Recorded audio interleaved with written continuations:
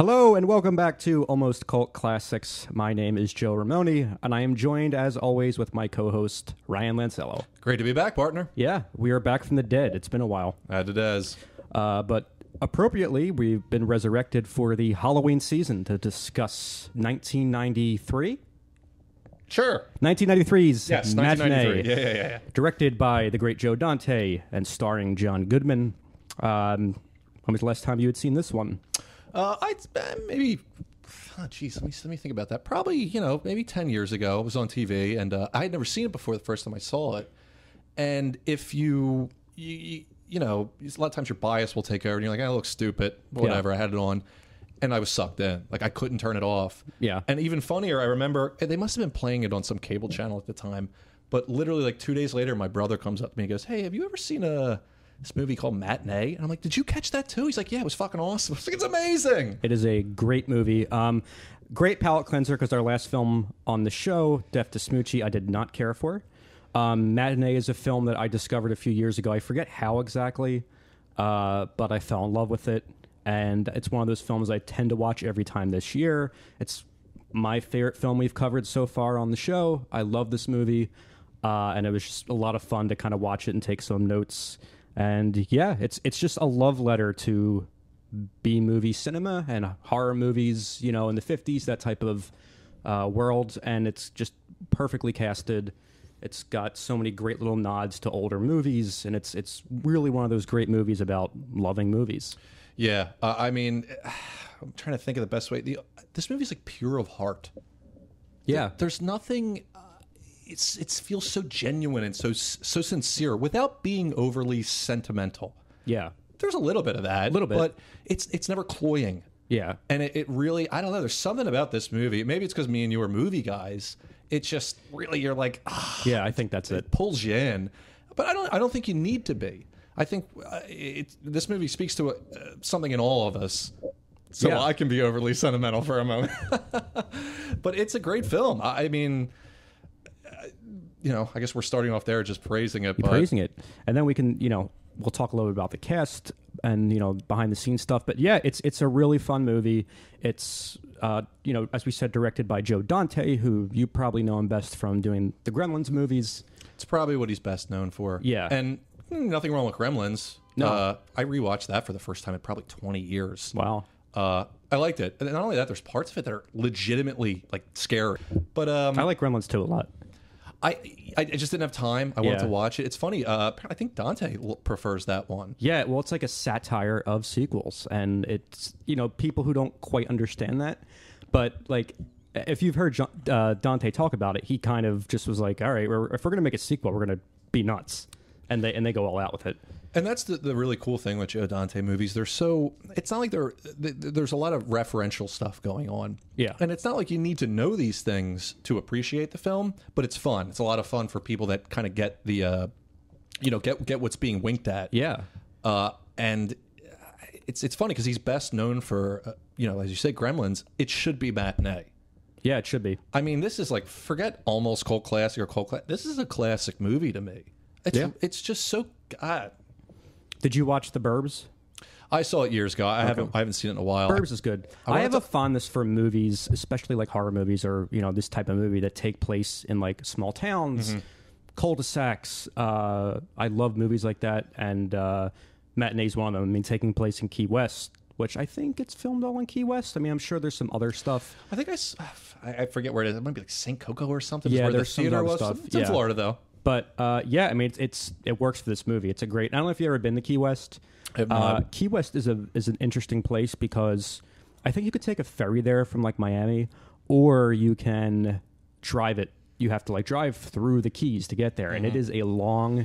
It's like one road in, one road out type deal. Like you'll go hours just on a stretch of highway, surrounded by water. It's really interesting, and when you get there, it kind of feels like you went through all this trek to get to this little paradise. It's nice, and it looks like paradise in the movie. Yeah, there's one scene at one part. The two characters, I forget their characters' names, but it's Dick Miller and John Sayles. Yeah, and they're sitting in that bar, And I was just thinking to myself, I was like, Joe, I'd club you to death if it meant I could be transported to 1962 to drink in a bar with Dick Miller and John Sayles. They have a lot of roosters walking around. I didn't notice that. Not in the movie. In Key West, do they? There's like the size of up to your hips, like gigantic, and they go in the trees. It's a little unnerving. But anyway, yeah. So Matinee is 1993. Joe Dante, if you don't know him beyond Gremlins, he's a really great filmmaker, kind of a horror comedy filmmaker. I think, not to, you almost got to start with Roger Corman. Yes, because Joe Dante worked under his wings for a long time. The legend. Yeah. Roger Corman. I mean, let me put it this way. The things we think of as the pinnacle of American cinema probably would never have happened if it wasn't for Roger Corman. And I don't want to get, into his whole backstory. You guys can go research that yourself and watch his stuff. But the guy is, thank him. Yeah. Well, he also gave chances to a lot of the people that we grew up watching that make the movies that we love. He was the one that kind of found them and nurtured them and taught them the ropes and gave them a chance. Pick your favorite classic filmmaker. They probably went through the Roger Corman school of filmmaking. Yeah, and he's still around. I think it was Ron Howard. I forget who the quote gets attributed to, but it's this kind of even-handedness is so great. He basically was just like, if you do a good job, you'll never work for me again. He knew he was the stepping stone. It's like that kind of humility. Yeah. Where it's like, he knew what he could do, and he did it well, and he did it well for forever. Yeah, I mean, he knows what types of movies he's making. He's not, clouded by ego, this type of Tommy Wiseau or, someone that makes, who's that, Uwe Boll? Ubal, is that his name? Mm-hmm. Like someone like that who doesn't know they're making complete garbage. He did. Corman did. No, Ubal did. Oh, did he? You guys, a real quick aside. No, because I'm reading this book called The Hollywood Economist, and it's about, how Hollywood makes its money. And one of the things is Germany, I don't know if they still do, for years, they had this insane, basically, film tax subsidy where it was almost a producers type thing, the Mel Brooks producers. Yeah. Whereas if you make a bomb, you can make money. So Boll was taking advantage of that for years, churning out shit, bringing in the dough. I think he was the reason I think they nipped that in the bud.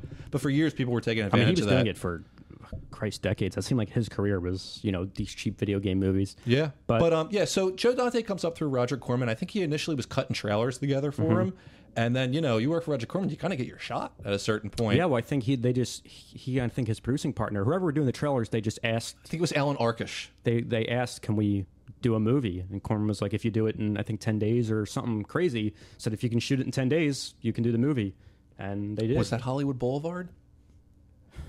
I think it was. Yeah. And it's kind of like a parody of almost... I think it was Sunset Boulevard.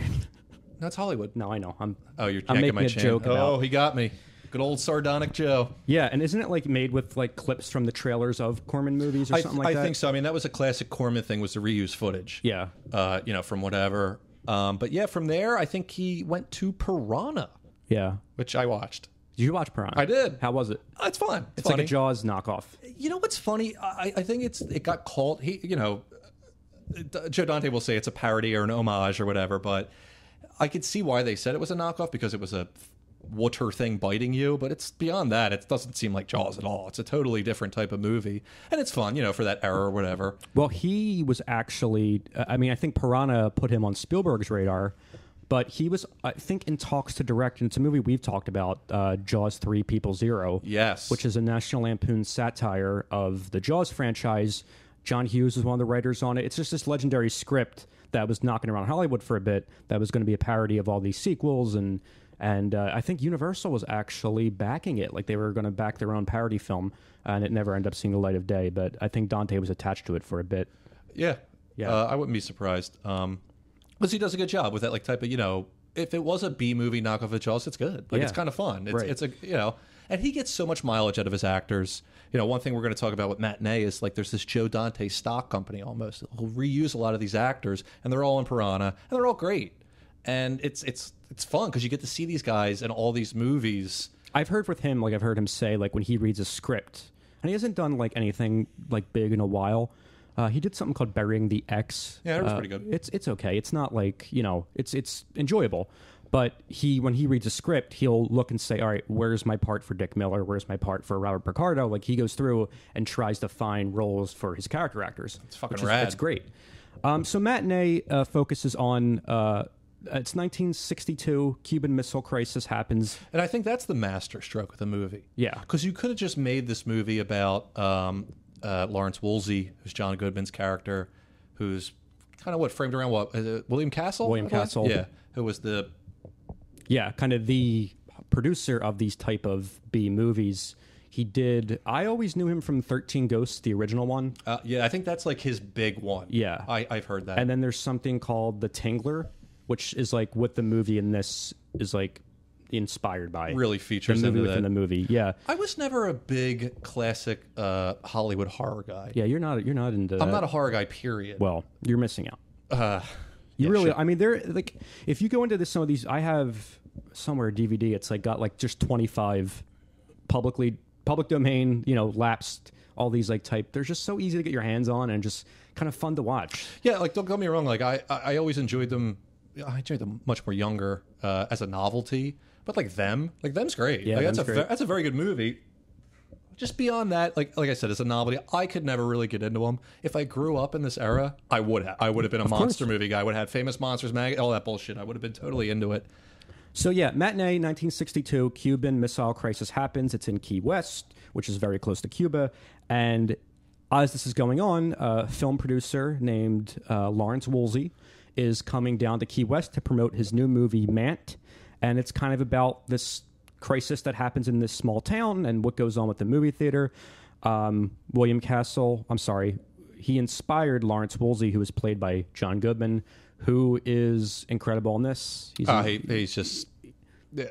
It's perfect casting. I don't want to say John Goodman's an underrated actor, because I think people recognize that he's a very good actor. But he's a very good actor. He's good in everything he's in, too. Everything. I mean, you know me. I'm a big Coen guy. I just rewatched Barton Fink, and it's great. like he's tremendous in it. And the last Coen thing I saw, what was it? Inside Llewyn Davis.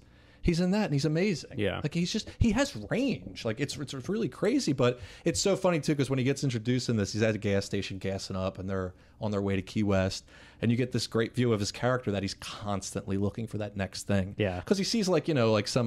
Manigator. Stuffed alligator Alley on top man. of it. Yeah. Yeah. Galligator. Yeah, it's great. It never stops with him. Yeah, and I heard that when they cast him, Joe Dante cut together some footage of William Castle and went to give it to him and said, here you go, this is kind of what we're going for. And he was kind of like, I know, I got it. Like, he's like, I know William Castle. Like, I know what this part is. And it's, there's like little shades of Hitchcock in it. But he kind of does make it his own.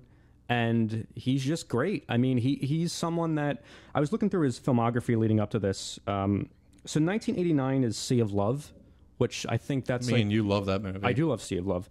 And then 1990 is Arachnophobia. So he's starting to like kind of come out in these little character roles. Yeah, see, so it's weird for people like kind of in our age group, because we just kind of, John Goodman was known. Yeah. It's always funny to look back and see like these people were not big.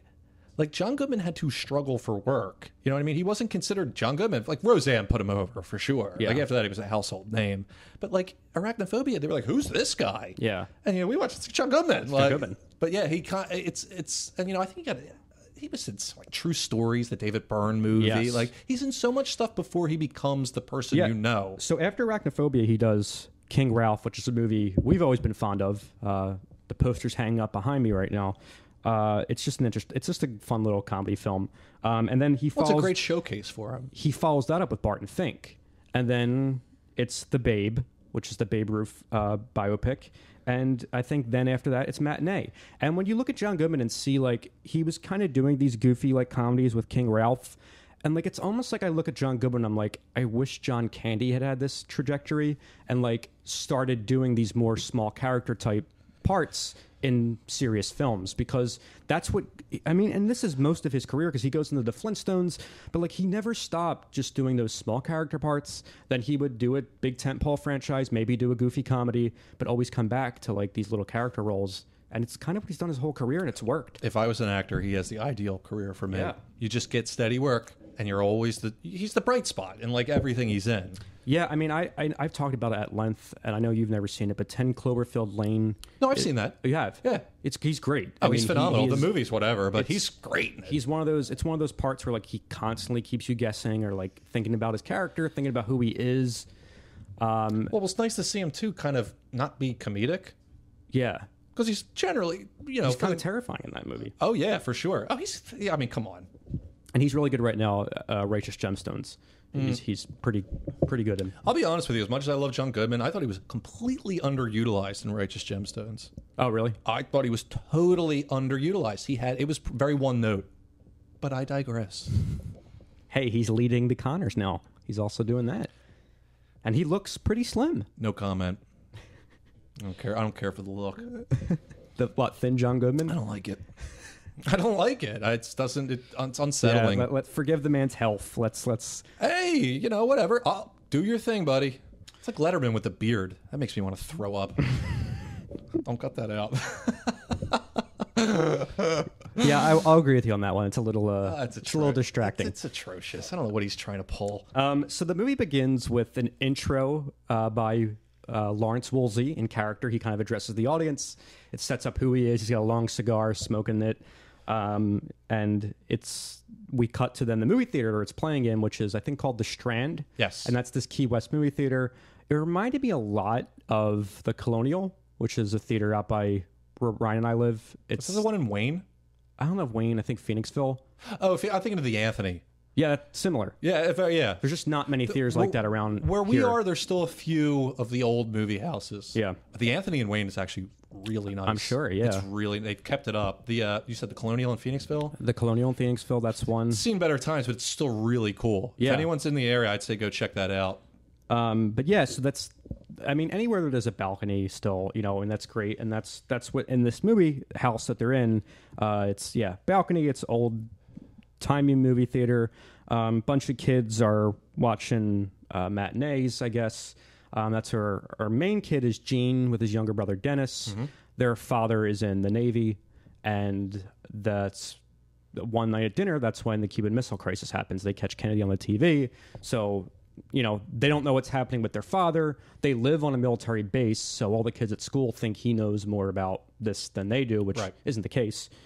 And yeah, it's we get a sense of the time period because there's an air raid drill at school, which is interesting because it's just they kind of go in the hallway and cover their head with their hands. Well, that's the other thing too. There's parts in this movie that, that's one thing we have all had, we all have a good laugh at that, duck and cover. We all knew that wouldn't work. But there's a few other surreal-ish moments in this movie. Like there's the point where Gene and what was his friend's name? Stan. They kind of are walking by the beach, and the military's showing up, and they're putting rocket launchers on the beach and stuff, and it looks a little like go look it up. There's literally pictures of them doing that. I'm sure. Yeah. It's like they did that rocket thing that's on the beach. I looked. There's pictures of all just there hanging out on the beach. They just did it. They actually did that. Like in the movie, it's like, are they taking this overboard? It's like, no, that's exactly what happened. They were set up ready to rock. Yeah. And it's interesting because it has that historical angle in it, which kind of drives the story a lot more. It's really, I read that that the original script for this was a lot more goofy, and it didn't involve like having this producer part of the film. Like it was supposed to be a horror movie star. Well, from what I gathered, it was a bit more fantastical. Yeah, like it was kids in the theater kind of projecting their fantasies over things, which is that's kind of interesting, but whatever. Which is great because before I really started to like dive in and watch this movie every year, which I probably do now, I always thought my interpretation of it from the marketing was that it was about what the movie within the movie's about. It seemed like it's about this crazy producer that brings his creations into the world, and they bring terror on a small town. Right. But it's actually a pretty grounded movie. It's not. It's completely grounded compared to like Joe Dante's other films. It's historical. It's a tribute to movies. It's great in that regard. But as you said, Lawrence Woolsey is traveling to Key West to promote his new film called Mant, which is a great film title. You can't help but laugh at Mant. And he's traveling with his actress, who's also his girlfriend, I assume. The great Kathy Moriarty, Ruth. most famously from Raging Bull. But man, They don't underuse her in this movie, but I would have loved more of her. I love that character, and he even says it at one point, like him and Woolsey and the kid Gene are walking into the theater, and like the kid's like, "Is that?" I think it was Ruth Cordray.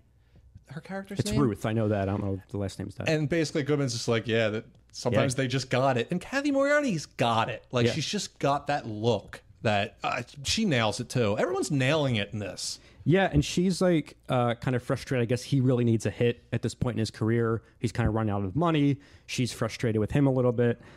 So he's really excited about this film called Mant because it's going to revolve around something called Atomo Vision, which is a great... it's his new process. I love how they keep calling it the process. Yeah. Which is a thing. It's basically 3D with elements in the seats and elements in the actual theater that contribute to the film. If anything, I'd say it's 4D. Yeah. Well, that is a thing. I went to Disney World when I was 10 years old, and they had a 4D Muppets thing.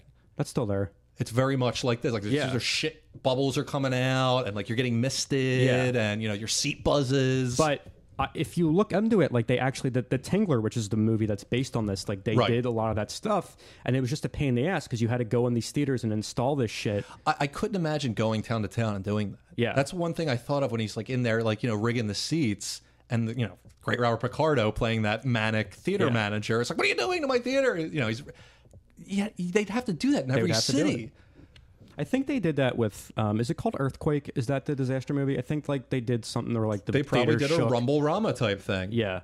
And I'm watching this too, and I'm like, man, 3D cinema has had a really odd run because it kind of starts around this era with like that cheap, B-movie 3D. And I don't know if I've ever shown you these, but there are actually 3D Stooges shorts. No way. I swear to God. They were like made at the time? They were made at the time as 3D. It was during the Shemp era in the 50s. They made 3D shorts. Which is just like Mo poking the... Dude, it is Mo's fingers coming at you in the frame. It's great. Oh my God. It's great when you watch it today without like... You got to show me that. I got to see that. And then like... Remember like, I guess like in the 80s, they kind of had a revival with it. Like Friday the 13th, 3 was in 3D. I feel like every decade they've tried to trot it back out. Like they just did it recently. And does anyone care anymore? I was going to say, is it still a thing anymore? I assume... Well, we're in a weird mode right now where I don't know what's being produced. I mean, I'm not going to a theater. My buddy just went and saw Tenet, but I guess they're still screening movies. If you would, like, say you went to the movies in 2010, I would say around, every movie had 3D or Real D. What was it called? Yeah, something like that. And it was either that or like in regular. And it was always a pain in the ass because the 3D ones always had better times. So you would always... Like, I remember, like, seeing really, like, stupid shit in 3D, like, that didn't even make a difference. It should not have been in 3D. But they were... And it wasn't even 3D. It was, like... Real D is, like, they're kind of off the screen a little bit. It's really dark. Like, it's just not... I'll say this. I mean, see, here's the big problem. We're getting a little off track, but it's fine. A lot of these 3D movies weren't shot in 3D. So they were retrofitted for 3D. Right. I think Godzilla, not the last new one, but the one before that, the Cranston one... I feel like they did that. Like, it wasn't... Now, Avatar did shoot it in 3D. Right. So there's parts in that movie where it actually... I remember being in the theater and I was just like, oh, this is what he's doing. But once again, you're dealing with James Cameron, who, guess what? Another protege of Roger Corman. I mean, if there's anyone I trust to deal with this technology, it's him. It's him. And honestly, that was the best. I don't think it's the greatest movie, but that was the best I saw in theaters because he actually knew what he was doing perspective-wise to force. It wasn't like, Mo's reaching out to poke your eyes. It was more like, we're giving you the perspective. Yeah. I want some unobtainium. No, it was Shemp. It wouldn't have been Curly. Oh, right. It was the 50s. I can't do Shemp. I gotta show you. Anyway, so yeah, it's we set up that this is the 50s. This is kind of where that world is with film. 60s. 60s. They're just kind of starting with that 3D Atomo Vision. So in Key West, there's Gene, who's the kid whose father's in the Navy, and his friend Stan, most of our audience, I don't know the actor's name, but most of our audience probably knows him as the main kid in Hocus Pocus. Never seen it. Yeah, he's got a weird... It's like Omri Katz or something. He's recognizable, but I didn't... I've never seen Hocus Pocus. Yeah, I just know him from... He's the boy, not the younger... Yeah, it's the main teenage kid in Hocus Pocus. Is that the one Bette Midler sleeps with? Wasn't that like the movie's kind of controversial, right? Because What? I'm just fucking. Oh with my you. God! It wouldn't play past, but you'd have like this bizarre film theory about you've heard about Hocus Pocus, Yeah. and it revolves around virgins, something like that. I haven't seen it in a long time either. Our friend Ben recently put out Ben Kunkel. recently put out a tweet, and I retweeted it, which he said, "Ernest Scared Stupid is better than Hocus Pocus," and as a boy growing up in the 90s, I will stand by that. I know you haven't seen it in a long time, but it was... To be frank, I never watched Hocus Pocus because I thought it was a girl movie. Yeah, I thought right. It was for little girls. Yeah, so I've always been more fond of Ernest Scared Stupid, but that's, again, off topic. So did you find like there's also like some weird parallels in this movie that are happening in like now with the panic? And So I wanted to get into that in a sense. One thing Joe Dante he does really good, and a lot of his movies have this, is escalation. It starts, and he does a good job of bringing a lot of characters to a convergence point in the escalation. So there's a couple stories going on. He does this in a lot of his movies, but the weird thing is you have this this Cuban Missile Crisis was an incredibly insane moment, in American history where people were very maybe rightly paranoid, blah blah blah blah blah, but nothing changes in the sense that like it's always been fucked up. We're always at each other's throats. I mean, we got an election in a couple days. We're recording this before the election. Well, that's kind of the message of the movie too. At the end, like John Goodman's character says as much. Like people they're going to wait for the next disaster. And he says she asked him. She's like, "Well, how long do you think because everyone's calm? Yeah. The Cuban Missile Crisis has ended. Everything's calm now." And she goes, "Well, what do you have?" And she's like, a couple days, couple weeks, till the next thing. Until the next big thing. But to that point, I wanted to bring up. If we're talking about Joe Dante, who deserves all the praise we're going to give him, one movie I feel like is really forgotten by him. It's called The Second Civil War, and he did this movie for HBO. And it got a theatrical release in a couple countries in Western Europe, but he did it for HBO. And I used to love these movies. I think it came out in 97. And there was a lot of these movies like Primary Colors, where it was like kind of political satire. And not like it wasn't taking a side. It would just kind of satirize what's going on in the country. And, I don't know if it's apocryphal or not, but online it says Joe Dante considers that his best movie, and it's the best cast he's worked with. So any Joe Dante fans listening to this, I watched it on Amazon. It might be on HBO because it is an HBO movie. I didn't check. I should have. But go watch that. And it's called what again? The Second Civil War. And it's really worth watching because it's interesting. I don't want to go too far off the beaten path here, but it's got, one of my favorites is Phil Hartman plays the president. Ooh. And, That's fun casting. Yeah. So real quick, what happens in this movie is India nukes Pakistan, right? There are now Pakistani refugees, and they're orphans. This movie is about a movie called Man, and it's the Cuban Missile. I'm sorry, go on. No, but if Joe Dante really believes this is the best movie, and it's good. I think Matinee is his best movie, but people should go watch this if you're a fan of him because it's so totally worth it. It's got all your favorite Joe Dante regulars. It's got Phil Hartman as the president, Beau Bridges, who I love. I think is extremely underrated, as the governor of, and he won an Emmy for this. Governor of Idaho. So what happens is basically there's a bunch of orphans in Pakistan, and we're going to take them in, and we're going to send them to Idaho. And the Idaho governor, Beau Bridges, says, no, I'm going to close the borders. So this sets up a whole conflict, and the media is involved, and blah, blah, blah, blah, blah, and there's all these things. And it's really fun. And the funny thing is, Barry Levinson apparently was initially going to direct it, but he didn't for whatever reason. And he went, at the same year, Wag the Dog came out. And have you ever seen Wag the Dog? I have not. If you want to know what is actually going on in the world right now and how your views that are delivered to you are crafted, go watch Wag the Dog. David Mamet script, Barry Levinson directed it, Dustin Hoffman, De Niro. It's phenomenal. I mean, it is. I love Wag the Dog. But Second Civil War has that same vibe. Okay. And it's an interesting movie. It's funny. It's satirical. I really, really recommend it to Joe Dante fans. And if by some way this podcast gets to Joe Dante's ears, I would love to get an answer on the ending to the Second Civil War. Because it's one of the worst fucking endings I've ever seen to a movie ever. The whole thing is building up to this conflict between the federal government and Idaho, and it starts, and the movie ends. and it's wrapped You're up in telling people to watch the movie for it, and then you're just because I want to know what happened with this ending. I was just so spoiling the film. Who cares? I was so into this movie. Hey, folks, it's the journey, not the destination. This is a spoiler-heavy podcast. But I was shocked. I was so into this movie, and it stops. I'm like, what the fuck happened here? You know, it's a really good movie about, like, and it ties to Matinee, but it's a really good movie about government and, like, how government works and how, like, leaders respond to, that type of ruling is King Ralph. It's, yeah, there's a lot of diplomacy and statecraft involved in King Ralph. No, seriously, though, yeah. I want to see how much pull we have on this podcast. Joe Dante fans out there, go rent Second Civil War on Amazon. Give that man a bump. Watch his films. And it's a film. And then send him this podcast. No, honestly, it's really a worthwhile film to watch. Yeah, well, and he's very involved on Twitter. He has his own podcast, Trailers from Hell. He's out there. He's doing shit still. So he's. But to your point, it was funny that he makes Matinee in 1993, Country in Crisis. He makes Second Civil War, 1997, Country in Crisis. Here we are in 2020, Country with Crisis. Yeah. Guess what, folks?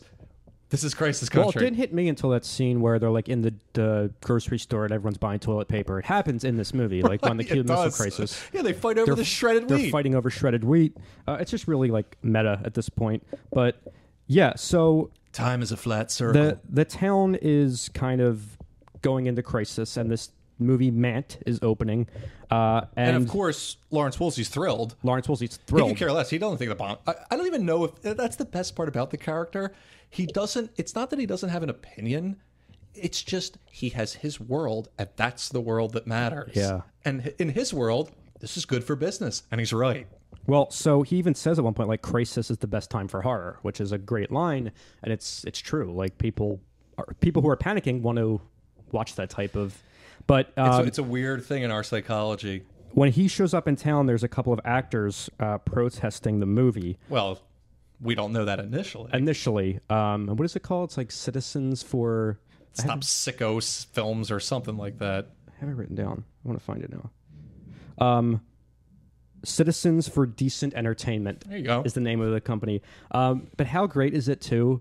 Like, so the main character, Gene, and his brother are in the movie theater, and it's like the Disney day, and they're playing a movie called the Shook Up Shopping Cart. It's so funny, and I have to obviously point out that this is the U.S. film debut of the beautiful and talented Naomi Watts. Oh, is it really? I didn't even notice. Yeah, and that's so fun. It's like you watch it and you're like, this could be a movie. You know it. Disney did so much like of that weird. They get shit. Transported into an inanimate object. Yeah, and that's essentially what this movie is. It's about a shopping cart that's a person, and like the kids watching it are just like, this sucks. This is awful. We want to watch like our horror movies. It's perfectly done.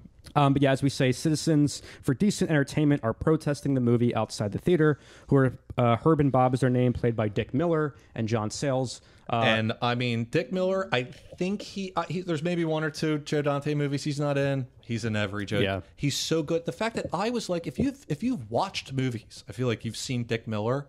And then I looked up his thing and I'm like, well, I mean, he's been in a ton of movies, but I was like, maybe I overstated that. And then I realized I was just like, wow, I watched I watched so many Joe Dante movies as a kid. Like Explorers. I didn't realize he did that. Oh, yeah. And that's River Phoenix, Ethan Hawke when they're kids. Yeah. And if you're a kid like I was, that movie was like insane wish fulfillment. You and your two buddies are going to build a spaceship and go meet aliens. Like that movie blew me away.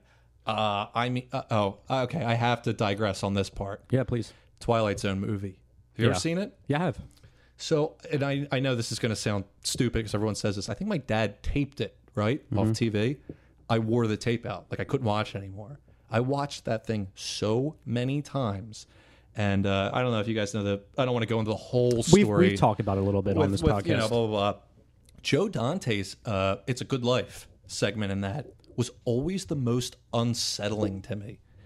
Because, I don't know, if you've ever been like 5-6 years old, and maybe you're in a friend or a relative's or your own home that's kind of shitty and it's summer and you're hot. And I just remember this uneasy feeling as a child of there'd just be like that stupid cartoon music playing in the background. And it's so creeped out.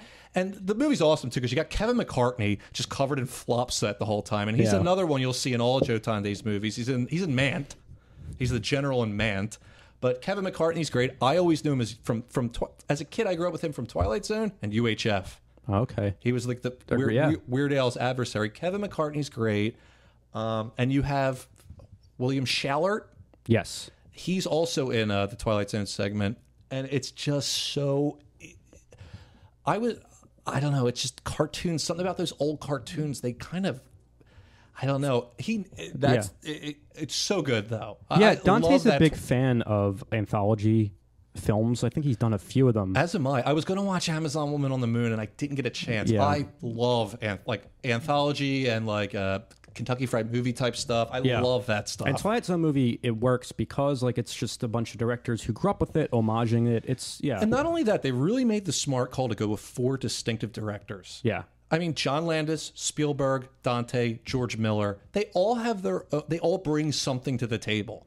And, I'll admit it, Spielberg's segment is the worst one in that, because I just watched it a couple days ago. I had to rewatch it. And I'm sobbing. I'm crying because of the old people. Yeah. Scatman Crothers. I'm such a pussy. Who is isn't there an opening segment? Yeah, Landis did that and wrote it. It's so funny. I always do this to people. Want to see something really scary? No one ever gets what I'm doing. It's Aykroyd and Albert Brooks. Yeah. Dun, dun, dun, dun, dun, dun, dun, bonanza. They're doing the theme songs. It's fucking great. Yeah. And, obviously, good bookend at the end of the movie when John Lithgow's being taken to the hospital. And, hey, you want to see something really scary? So good. But, yeah, I had to jump off of that because I didn't realize Joe Dante was actually a big part of my childhood. Gremlins, Inner Space, Explorers, Twilight Zone movie. Yeah, he's. I always like the Burbs. For whatever reason, I didn't see that as a kid. I love the Burbs. I caught it on TV when I was like a teenager. I liked it. It is a funny, good movie. And you got Brother Theodore in it, which is great. so weird. So, yeah, these two guys are protesting the movie, who's played by Dick Miller and John Sayles. And Gene, who's a huge monster movie fan, goes home and combs through his monster magazines, which are lent from Joe Dante's personal collection. Really? Yeah, his actual... Oh, by the way, because I watched this movie twice because I liked it so much, I just want to watch it again. For the Eagle Eye viewer, when he's looking up Dick Miller's picture as third man at the lunch counter in Brainsuckers or whatever it was, over his shoulder, there's a copy of Childhood's End by Arthur C. Clarke, which is probably, it's in my top 3 of books. Wow. So I want to recommend Childhood's End. You're just full of recommendations this episode. I am. Joe Dante brings it out of me, man. I don't know what it is. It's the love for things comes through. Yeah. So I said, there's no... It's a pure film. I don't know. It's a very special movie, in my opinion. So Gene combs through his magazines and sees a poster with the actor who was protesting the movie. So he thinks he caught something shady going on and brings it to the attention of Lawrence Woolsey, who, as it turns out, hired them to protest his own film, their drum up attention, which is great. Yeah, I love how he just kind of was like, you're pretty perceptive, aren't you, kid? He lets it go.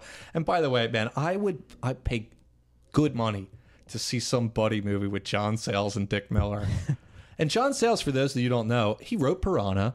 He's a writer-director in his own respect. He's done Sunshine State, Silver City. He wrote 8 Men Out about the Sox scandal in the 1919, the World Series. I forget. But John Sayles is awesome, and he's a great actor. But those two together are perfect.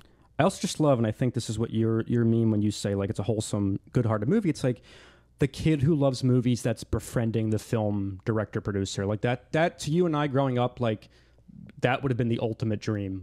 And to see it happen in this movie so organically and just it's so much fun to watch. And he just is easygoing with them. I mean, me and you have met some celebrities, if you want to call it that. Yeah. And it's very hot and cold. We've had good experiences. We've had bad experiences. And it's cool to see a guy just be like, "Yeah, come on, kid. I'll give you, you can help me out." Yeah. I should also point out that in this movie, there's kind of a little bit of a romance subplot with Gene and what is the name of it's Lisa Jacob, who is Stan. Oh, I'm sorry. You're talking about the leads. Yeah, the leads. It's... Hold on. I'm going to pull this back up. Jacob? I don't know her name. I always said it was Lisa Jacob. She plays Sandra. She is the eldest daughter in Mrs. Doubtfire. Yeah. That's where I always knew her from. Yeah. So she's kind of got these weird progressive parents that she calls by their first name. Yeah, which is it's a lot great of fun. too. The mom is holding Dr. Sachs by Kerouac at one point, or during the protester scene. Yeah, they're total beatniks. And then Stan has fallen for a girl named Sherry in the school, who has recently broken up with an older boy who's kind of a greaser type named Harvey. Who is, he's just kind of like... His poetry. Yeah, and he's not over her, and he is like trying to win her back, and he's just this older guy, and Stan's like kind of helpless against this older guy who wants to win his girlfriend back. But it's a lot of fun, and Lawrence Woolsey ends up hiring Harvey to work the behind the scenes of the Mant premiere. Mm-hmm. So he's going to be pulling the switches, causing all the effects. He's also going to be dressed as the Mant and popping out and scaring the audience. So he gets involved in this big premiere that's happening, and there's a scene where like he pickpockets Dick Miller. Yeah. Do they kind of like then force him to work for Lawrence Woolsey? What has happened there? I think they're kind of implying like, hey, like, it's a little thin, for lack of a better term. I think the idea was probably like, I need a guy to be Mant. And they were out there like, you should get a real job. Yeah, and I think they kind of just go over to the fucking theater and talk to Larry. So what I like about this movie too is that like half of the plot is during this Mant premiere. Yes, like it's so like that's something you'd expect to be like the last act of a movie, but this it kind of happens like midway through. Yeah, and a lot of the fun happens during this Mant premiere. So it's so great because, well, one, our friend Stan told Sherry he couldn't go to the premiere because Harvey threatened him. And so he made up some bullshit about they got to put sandbags at the all-purpose room or whatever. Yeah. So of course her and her brother are at the premiere, and she catches him there. Can I give a quick? What was her name? Sherry. Her little brother with the letters. He's blackmailing her. That kid's hilarious. Yeah. That's another thing. I despise children in movies. The kids are good. All the kids are good. Well, the kids in this behave like kids. You know, that's a great point. Yeah. But that little kid's funny. He's funny. I'm keeping this one. This one's dirty. Like, if you notice too, like there's a few scenes early on where like the kids are talking about girls and like their sex, and like it's just what like kids actually have conversations on.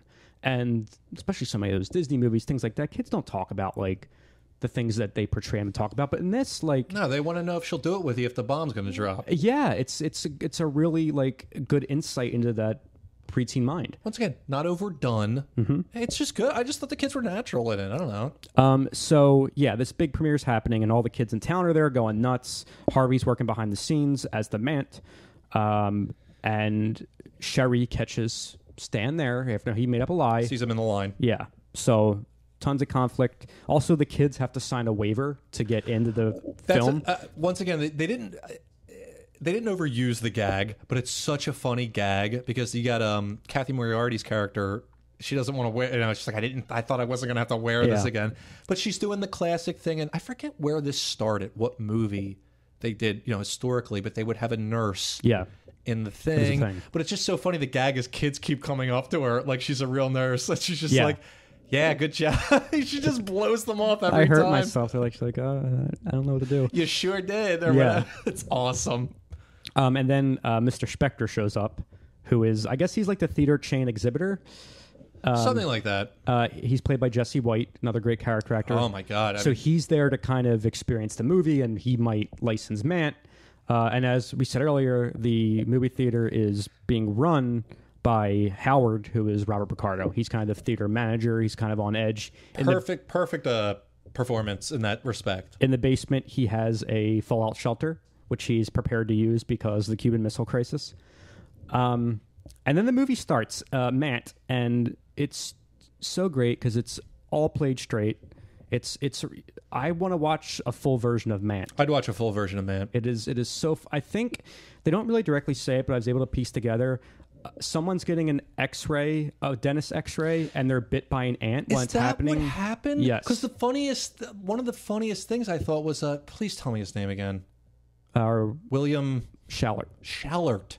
Why is that? My dyslexia is kicking in. That is throwing me off. I love that guy. But it's so funny because I looked in the credits and he's DDS. So I'm like, wait, is it dentist? Why is a dentist treating Mant? Yeah. But that makes so much sense now. From what I gathered with the radiation from the X-ray, It's dentist beautiful, X-ray, he's bitten by an beautiful. ant and becomes a man ant named Mant. And there's just so many great lines during this whole film that they're watching. There's one where Kathy Moriarty, he's not a monster, he's a shoe salesman. And then later on, when Kevin McCartney shows up as the general, he's like, would you let him fit you for a pump? Oh, it's so funny. There's so many really funny lines in Mant. And they get like, they're there. Yeah. But there's so much shit going on. And at there's a lot point. of actual B-movie actors in those scenes, and they're lovingly recreated. I mean, I was watching it behind the scenes on the Blu-ray, and it's just, you can tell they really... Because Rick Baker was involved in the makeup there. So just a lot of really great people who love this type of movie. This is Shout Factory? This is Shout Factory.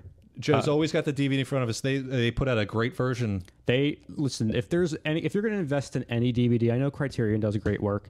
But Shout Factory and their division Scream Factory do amazing work with Blu-rays, and not only that, they put together great special features. They interview so many of the people still. Yeah, so It's big phenomenal. recommend on that. Pick up. I love that. Buy Matinee. By Matinee. So Buy physical media. Oh, I'm all for it. Yeah, we got to start. We got to start pushing that more. Yeah. I'm getting worried. Things are getting yanked. They are. Yeah, fuck that. Buy physical media. So I even read like the dialogue is taken from actual B movies in a lot of the Mant stuff. Really? Like, yeah. It's really, really impressive how they do it. So as this movie's going on about a man that becomes a giant ant, the Rumble-Rama starts, which is seats are vibrating. There's a scene when he pokes Kathy Moriarty in the ass with his pincher. That's when the tingler. That's when everyone's seat gets buzzed, which is I've definitely had that happen at theme parks, like in those type of rides. Oh, for sure. And that did happen in the movie The Tingler. William Castle did develop that technology, so it's fun to see it. All the kids have never experienced anything like that before, so they're jumping out of their seats. And then It's a great process. The Mant himself comes out and starts to like terrorize the theater goers. And while this is happening, the Mant, who's played by Harvey, sees his ex-girlfriend, Sherry, making out with Stan. So he chases them out, like starts he punches to him. He punches Stan, and then even punches Lawrence Woolsey. Mm-hmm. And Mr. Spectre is just watching there going like, this is great. This He's is awesome. This is such theatrics. I love this. So like he hits Woolsey and then he runs away and everyone kind of chases him. Yeah, and they all run down the basement. Oh, I'm sorry. Stan runs away and Harvey as Mant chases him. And the then kids and Lawrence follow. And then Jean and Sandra follow. All the kids Yeah. are with them. And then they end up in the fallout shelter in the basement. And I guess they accidentally set it off to close. Yeah, Jean's fucking around with the things and it starts to shut. starts And to then, shut. Sandra or Howard? Sherry and Stan hop out. well, no, Howard comes back and he's like, Yeah, Howard thinks that the get world's out! ending. I want to get in! Yeah. He thinks the world's ending because the Rumble-Rama in the theater, It's out of control. and he thinks it's the missile crisis happening. So they end up getting stuck in this fallout shelter, just the two, Jean and Sandra, and Lawrence Woolsey comes down, and he's like, what's going on? He's like, the kids are locked in there. He's like, oh, we have to get them out. And Robert Carr's like, you can't get them out. And they sold to me. They said there's no way. And he has a great line where he just goes, boy, am I in the wrong business. It's so funny too because he plays the character is basically a good-hearted shyster. Yeah. You know what I mean? So it's like he sees the angle every time from all the other shysters. Luckily for him, his con is just movies. You know, he's not really trying to rip people off. He's just trying to fuck with your head a little bit. Yeah, and he sees this clear scam happening where this guy has bought in a fallout shelter that is supposedly can be sealed and unopened for years. And yeah, there's like an oxygen problem, so they have to get the kids out of there. And then our two main kids, Gina and Sandra, share a kiss, which, according to Lisa Jacob, was her first kiss. And apparently that actor didn't like her. He didn't like her, Simon apparently. Fenton. Yeah. Oh, Simon. Was he in anything else? I didn't look I'm that sure up. he is, but I haven't seen him in anything. I knew the other kids, like I said, Lisa and Stan. They've been in things that I've seen, but I haven't seen him in too many other things. She wrote like a memoir. Or what? She has written a memoir. Did Yeah. she just stop acting? I think she did. Yeah. Smart move. So they end up kissing in the shelter, and then as they're embracing each other, the doors pop open, and Lawrence Woolsey has managed to get it off. And I love the parents rush in. They're like, "Are you all right? Is everyone doing all right?" And Lawrence Woolsey just goes, "Looks like he's doing all right to me." And the dad has that like yeah. what? Yeah, because he's got his hands around this girl. So Harvey ends up kind of like taking Sherry hostage, and Stan's pursuing her. There's all this stuff going on at the end. But basically, the screen ends up exploding, which is part of the experience. It looks like the nuke. It looks like a nuke happens, so everyone's running out of the theater. The balcony starts to actually fall off because there's been too much pressure put on it. And Gene has to come in and save his younger brother Dennis, who's trapped on the balcony. And there's a great line in there which shows you the level of understanding of what people would do in a theater at that time. And I think Gene and Lawrence, they're about to like, oh fuck, that balcony's about to collapse. And Gene goes, "Turn the movie off." And Lawrence Woolsey goes, "No, you can't do that. They start to stomp when you do that." And it's like, you wouldn't know that unless you knew that. Like, you were there in 1962 in any theater in this country in the movie. You know, I've been in movies where the projector fucks up. And like kids would stomp. Yeah, a kids matinee like in the 60s. Like, and it's such a small, quick moment. It's like, but you'd have to know that. Yeah, it's a lived thing. Essentially, like, yeah, Harvey just ran amok and destroyed everything and caused all this chaos. He ends up getting arrested. They end up, all that happens with him. But yeah, it ends. They save the day, and the movie is a huge success. Like, people want to see the movie. And when he has to cancel another showing, people are like outraged. Like, they want to see more of it. Yeah, there's that great scene where Robert Picardo has to go out and tell everyone, because the theater's been destroyed, but there's not going to be a second showing. By the way, I want to jump back real quick when Lawrence Woolsey's kind of giving a pep talk to the theater crew, and he's telling them, "Oh yeah." There's this great line right when he wraps up his speech, and he's like, I forget exactly what he says. He's like, "And they're going to want to see it again. But P.S. we clear the theater between shows." Like, it's just so good. Just a good little throwaway. Yeah, and when the movie ends, and like, goddamn, like, some of Woolsey's lines are so fun, and he has like a line about like how grown-ups are making it up as they go along. Like, it's just, he really, like, the whole point of the movie, it kind of comes full circle about like how, hey kid, like, don't worry about it. Like, grown-ups are faking it too.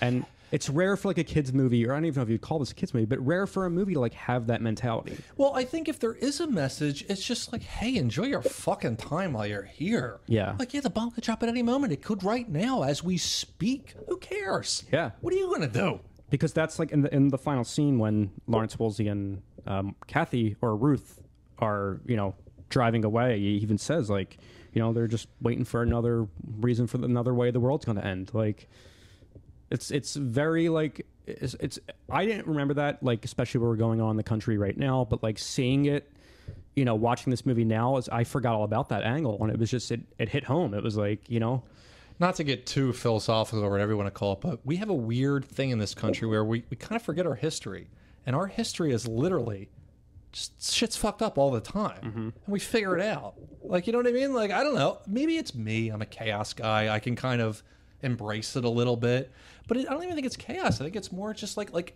follow Lawrence Woolsey's example. He doesn't get flustered about that bomb for 1 second, and if there's any time we got close to getting nuked, it was legitimately that. Yeah, like, we came very, very close to getting nuked, and he doesn't flinch at any point in the movie. He doesn't care at all, and I think that's the good thing, is exist outside of this shit. Be happy. Go to the movies. Oh, you can't go to the movies now. No, you can't go right now. I'm not, but well, also, like, history does repeat itself, and that's something that's happened a lot. And yeah, I mean, it's for me, this is such a fun movie because it's so earnest, and it's so like it's such a love letter about loving movies. I won't disagree with you with earnest, only because earnest sometimes has a connotation that it's cheesy or something. Like, I don't know, this movie, no, not Ernest, Ernest. I mean the other. Yeah, very good. No, it's like I said, it's I don't know how else to describe it. It's pure of heart. Like, that's probably a better way to put it. It's a pure film for anyone that just, everyone likes movies. Even people that say they don't like movies, everyone can enjoy a film. And I think this movie does a really good job of showing you what that is and what it can be when you're in a theater with each other and you're enjoying something together and what that is. Like, that's the beauty of the film. Or films in general. That's the beauty of going to the movies and having that experience. Right. And this movie, I think I want it to be a classic to remind people that this is why we do it. This is why we watch them. This is why we talk about them. This is why we're doing the fucking podcast. Yeah. Because we all have this weird thing that we can all kind of tap into together. It's the one thing movies. Yeah. It's one thing. I'm sure there's others, but this is like I'll say I really like Ed Wood. Ed Wood is a great movie. I think Ed Wood's best. It's Tim Burton's best film. Yeah, I love it, and it's in the same vein of like it's a movie about love of movies. Even though that's kind of a little bit fabricated, there's some embellishments there. But I love these movies that embrace. It's a really good movie about loving movies. Yeah. And that's, like you said, that's exactly why we're doing this podcast, is to spotlight movies like this that you might have missed, that you really shouldn't have passed on.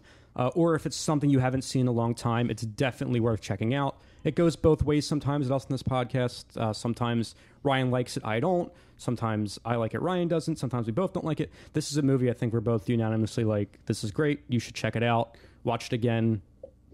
And while I don't disagree with you that it's a love letter to movies, because it most certainly is, it's like a love letter to people.